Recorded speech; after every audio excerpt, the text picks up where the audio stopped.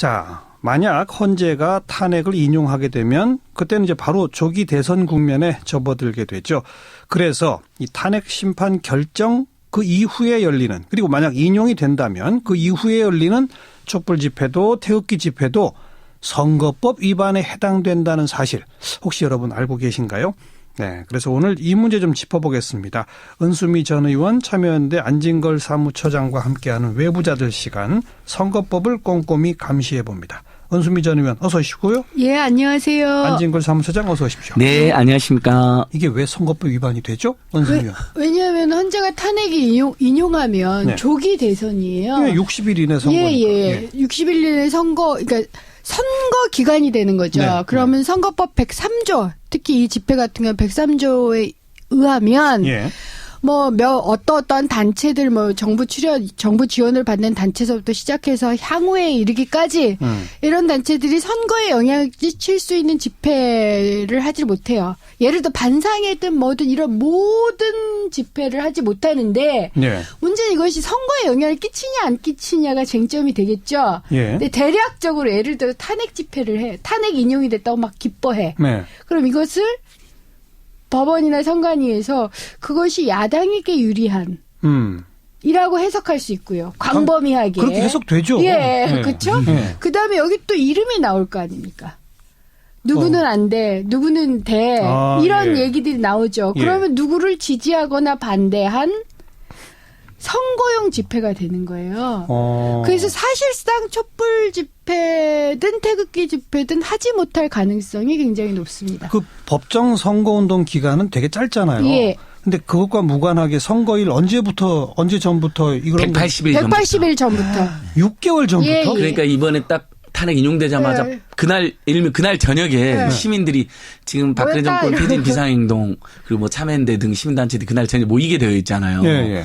모이지 말아 해도 몇십만이 모이실 거거든요. 인용된다면. 근데 모여가지고 그동안 탄핵 반대를 위해서 온갖 유언비어를 하고 시민들을 못 오간 김문수는 물러가라 자유당 해체하라 막 이렇게 하면 네. 바로 선거법 위반으로 걸려들 수가 있는 거예요. 채증이 되면 그러네요. 고소고발 왜냐하면 선거일 180일 전이잖아요. 그래서 금지되어 있는 집회를 통한 선거 영향 끼친 사실 시민들 입장에서는 선거와 무관하게 예. 해오던 목소리를 하는 거잖아요. 지금도 예를 들면 촛불 집회나 또 우리 그 친박단체 집회 가보면 그 자기들 그 문제와 관련해서 찬반 정치인들이나 정당에 대한 비판이나 이런 지적을 하잖아요. 하죠. 그러니까 그게 일상인데 예. 그게 선거 기간에 딱 편입되는 순간 예. 바로 1시간 전에 괜찮았는데 탄핵 인용되는 바로 그 순간 1분후부터는 바로 처벌 대상이 될 수 있다. 물론 이제 선관위가 바로 적용을 안 할 가능성이 있지만 큰일이네요. 네, 법이 이미 그렇게 되어 있다는 거죠. 인용이 되건 기각이 되건 양쪽은 일단 그날은 다 모이게 되어 있잖아요. 모이게 돼 있죠. 만약 촛불 집회 측에서는 그렇죠. 인용되면 축하하러 모이고 만약 기각되면 규탄하러 모일 거고 그 반대는 또 반대의 경우가 될 그렇죠. 거고. 근데 그건 엄밀히 따지면 법 위반이다. 모이는 것 자체가 금지예요? 예, 선거운동으로 집회를 감지돼요. 통한 낙선이나 당선 운동을 못하게 되어 그래서 있으니까. 집회를 하지 못하게 됐어요. 예. 근데 이 낙선이나 아까 당선에서 향후에도 안 된다고? 향후에도 안 돼. 보통 상가집에서도 하잖아요. 선거 예, 기간에도. 예. 그러니까 또 친구들끼리 술판에서도 하잖아요. 그런 건 문제가 안 되는데 동창회 향후회담에 시민단체가 집회를 열어서 그냥 예를 들면 그냥 집회는 괜찮아요.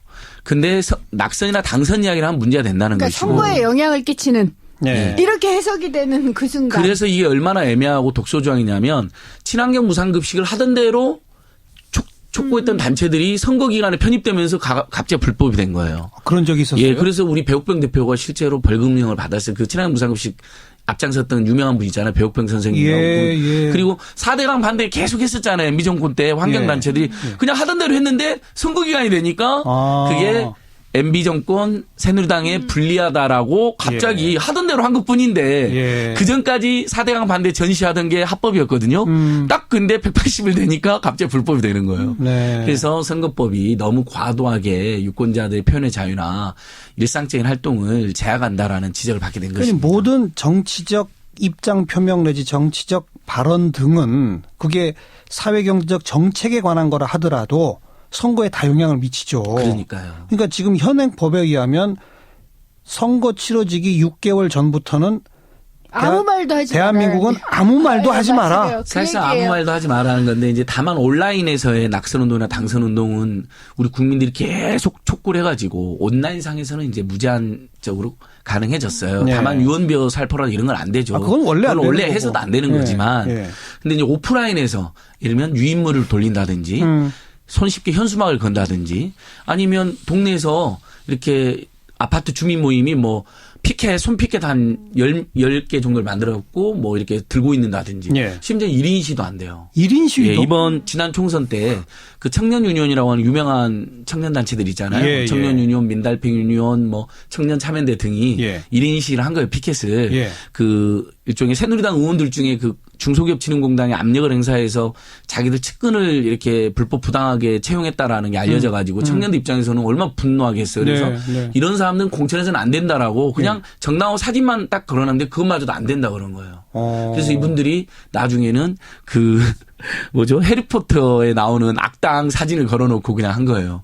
어쩔 수 없이. 특정 정치인의 사진은 네. 못 걸고. 네. 근데 그걸 한 사람이 그 사람인데 그걸 이야기를 못하게 하는 거예요. 그럼 누군지 모르잖아요. 국민들 입장에서 누가 했는지. 그러니까 다행인데 국민참여재판까지 가서 우리 국민들께서도 이건 너무 과도해서 무죄 선고가 났습니다. 하지만 어쨌든 현행법에는 재판까지 간다. 재판까지 갖고 기소되고 엄청 고생을 했죠. 그 청년유니온 위원장님이 막 검찰에 불려다니고. 그 1인 시위는 사실 집회가 금지돼 있는 지역, 외교 공간 앞이나 뭐 이런 데서도 가능하도록 허용된 거잖아요. 그러니까요. 근데 선거 기간 동안에는 이런 것도 안 된다. 예. 정당이나 후보자 이름이나 사진 둘 중에 하나만 있어도 문제가 돼요.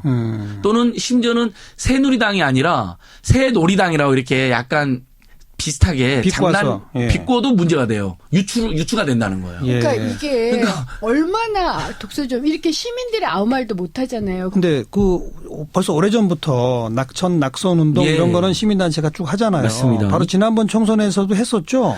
그거 지금 2000년도부터 했었잖아요, 저희가. 그래서 전혀 문제가 안 됐었죠. 물론 2000년도에는 낙선운동 자체가 금지되어 있어서 벌금 50만 원이 나온 바 있습니다만 예. 선거법이 개정돼서 이제 단체들도 낙선운동이나 당선운동을 뭐 기자회견이라든지 그다음에 회원이라든지 온라인을 통해서 이렇게 공표한다 이런 분 가능해졌거든요. 그건 할 수 있는데 예. 집회를 해서는 안 되는 거고. 집회나 여전히 이제 유인물 배포, 현수막, 피켓 이런 게 안 되는 거예요.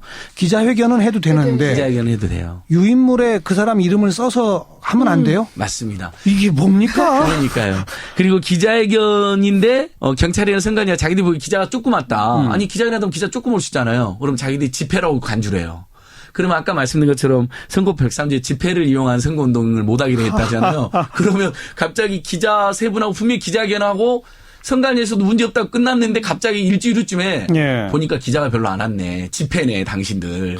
그래서 이렇게 처벌을 시도하는 사례들이 있습니다. 그렇게 해서 이게 처벌된 건 없죠? 그게 작년 총선 내시 지금 그걸로 지금 걸려 있는 그걸로 거예요. 아, 그래요? 네. 그러니까 그 낙선 대상 후보 중에서 집중 낙선 후보 10명을 국민들이 이제 설문조사를 해갖고 일종의 의견 수렴 절차잖아요. 예, 예. 근데 이것을 지역구에서 누구를 뽑을 것이냐는 여론조사로 간주해가지고 미신고 여론조사를 해서 기소가 됐고요. 예, 예. 그러니까 모든 설문조사가 다 여론조사라는 거예요. 선관위는. 그러니까 총학생회에서 이번에 투표할 거냐 말 거냐.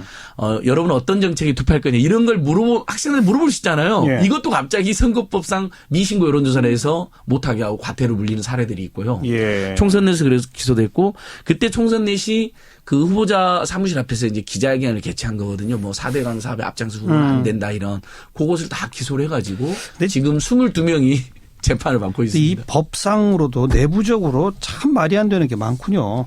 기자회견은 가능하다며요. 온라인상에 그걸 공표하는 거 가능하다며요. 예. 총선 넷은 이 사람은 이번에 떨어뜨려야 한다고 생각합니다라고 온라인상에 뭘 쓰는 건 괜찮다면서요? 그건 가능하게 되어 있습니다. 그런데 유인물로 인쇄하면 안 안 된다면서요? 되는 그 거예요. 온라인에서 10만 개의 글을 올려도 괜찮은 게 오프라인에서 1인시 한 번 하면 처벌되는 겁니다.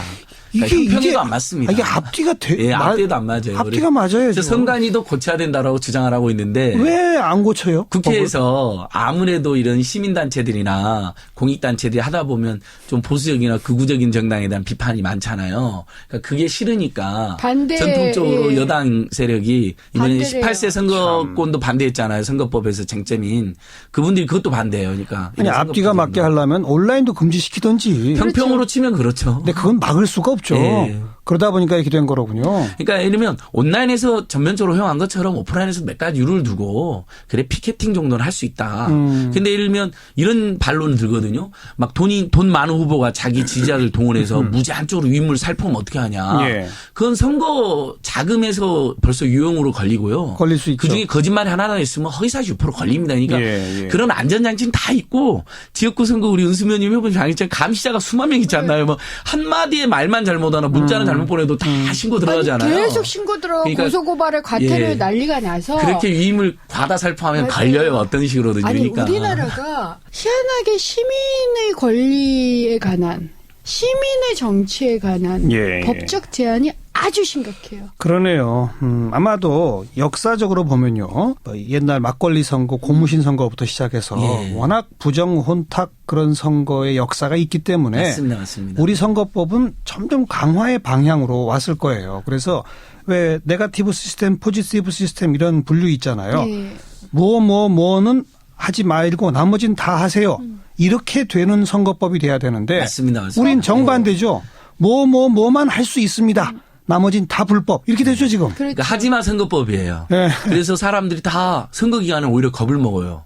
온라인상에서 글을 잘 쓰던 분들도 갑자기 위축이 돼요. 온라인상에서 그래도 온라인상은 낙선이나 당선운동이 자유롭게 된다는 걸 아직도 모르는 시민들이 많아요. 왜냐하면 워낙 처벌받은 사례가 많기 때문에. 예. 그다음에 약간의 비판인데 허위 사실은 아니고 이렇게 논란 있는 사실을 올렸다. 예를 들면 반기문 유엔 전 사무총장의 태주잔 논란. 예. 뭐 이거 올린 분도 선관위로부터 소환자서 받았잖아요. 그러니까 그런 풍자 사실이 좀 애매한 거에 대한 풍자 정도는 또 이렇게 너그럽게 공인에 대한 선거잖아요. 그것도 대선인데 그 정도 올릴 수 있는 건데 그것도 막 소환해서 조사해요. 네. 그러니까 선거법의 정신이 돈은 묻고 말은 푼다고 하는 유명한 말이 있었잖아요. 그래야 당시에. 되는데. 근데 지금 돈도 별로 못 묶었고 말은 완전히 묶어버렸다. 이런 비판을 받습니다. 그래서 선거법 개정안들은 이미 많이 나가 있는데 굉장히 많이 나가 있죠. 아마 만약 조기 대선이 된다면 선거 전에 그 법 개정은 어렵겠죠. 아, 그건 불가능하다고 지금 어렵다고 보고요. 보고. 아니, 그러니까 예를 들어서 다음에라도 이제 빨리 바꿔야 되겠네요. 아니 조기 대선에 지금 선거권이 없어지는 분들이 재외동포들이세요. 예. 재외동포들은 2018년 1월 1일부터 이런 예. 걸석 선거나 어쨌든 이런 보궐선거에 투표할 수 있잖아요. 그래서 요걸 하나만 삭제하자. 이런 얘기도 지금 좀 어렵지 않겠느냐라는 네. 얘기들이 알겠습니다. 있어서 아무튼 힘들지 않을까. 제일 억울한 그러나- 분들이 18세 선거권 네. 희망 가지고 있는 대학교 1학년들이 상당히 거기 포함되어 있거든요. 그것도 지금 법 개정이 안 아마도 되고 있죠. 쉽지 않을 나머지 거라고. 야사당은 다 찬성했는데 이제 또 우리 자유한국당 분들이 반대해가지고 안 됐는데 사실 참정권을 두려워한다는 건 너무 좀 치졸하잖아요. 일단 네. 누구나 투표를 하게 해준 다음에 거기서 정책으로 승부를 걸면 되잖아요. 그나저나 안진걸 처장 어떡할 겁니까? 그래서 예, 저희는 그래서 집회 안 해요? 아니 2월 달에 어쨌든 선거법 개정을 강하게 호소했는데 안 되긴 됐잖아요. 했는데 뭐 네. 3월 임시국회 열리면 또 부탁할 거고요. 그럼에도 불구하고 평소에 했던 정책 활동이나 그러니까 네. 탄핵 인용도 마찬가지입니다. 그러니까 그날 집회할 예, 거예요. 어떡할 집회할 거예요? 겁니다. 왜냐하면 하던 대로 하는 것은 선거나 선거법을 선관위에서 네, 네. 예로 봐야 되니까 예를 들면 선거에 명백히 갑자기 영향을 네. 끼치기 위해서 없던 구호를 들고 오고 아. 없던 집회를 잡으면 그러니까 모를까. 새로운 집회를 조직한 게 아니고 예, 그런 하던 거. 거다. 그리고 이미 예고가 오래전부터 됐어요. 탄핵이 가결되는 날 다 광화문 모여든다. 예. 그리고 그 주 토요일 날 최소한 국민승리 범국민 한마당 같은 거 연다. 이게 이미 몇 달 정도 고지되는 집회인데. 그 토요일까지만 예고돼 있죠. 그렇죠. 그 다음 주는요. 그 다음에도 일부는 하게 될 가능성이 있는데 선거법 선관위 무서워서 이거 못하겠다 이런 말이 막 나오고 있는 거죠. 원래 하던 대로 하는 건데도 불구하고. 아무래도 법정까지 가셔야 할 것 같다. 예, 잘못하면 그럴 수도 있는데 왜냐하면 이제 박근혜 대통령은 탄핵이 인용된다 하더라도 그 박근혜 시절의 어떤 적폐라든지 예. 또는 같이 범죄를 저질렀던 흔히들 말하는 공범이나 부역자 그룹에 대한 처벌이 특검이 지금 종료되는 바람에 안 되고 있는 예. 위기에 놓여 있잖아요. 그거 예. 국민 입장에서 그거 외칠 수밖에 없거든요. 예, 근데 예. 그게 황교안 총리식으로 특정 정당에게 불리하다라고 마음대로 해석해서 처벌하면 곤란하다는 그러니까 거죠. 하겠다는 예. 거죠. 해야죠, 저희는. 그래요. 그럼 뭐 혹시 아니, 해야죠. 벌금형 받으면 예. 시민 성금에서 내셔도 되는 걸로 우리가. 국민참여재판으로 가서 무죄를 받고 지금 총선 때 또 22명 재판받고 있는데 네. 그 전에 청년위원 김민수 위원장님 국민참여재판 가서 무죄 받았거든요. 예. 국민들 입장에서는 굉장히 우호적이신 것 같아요. 자. 개정돼야 된다는 여론도 있고요. 선거법, 황당한 선거법 우리가 좀 제대로 공부했고요. 반드시 바꿔내야 되겠습니다. 은수미 전 의원, 안진걸 참여연대 공동사무처장 수고하셨습니다.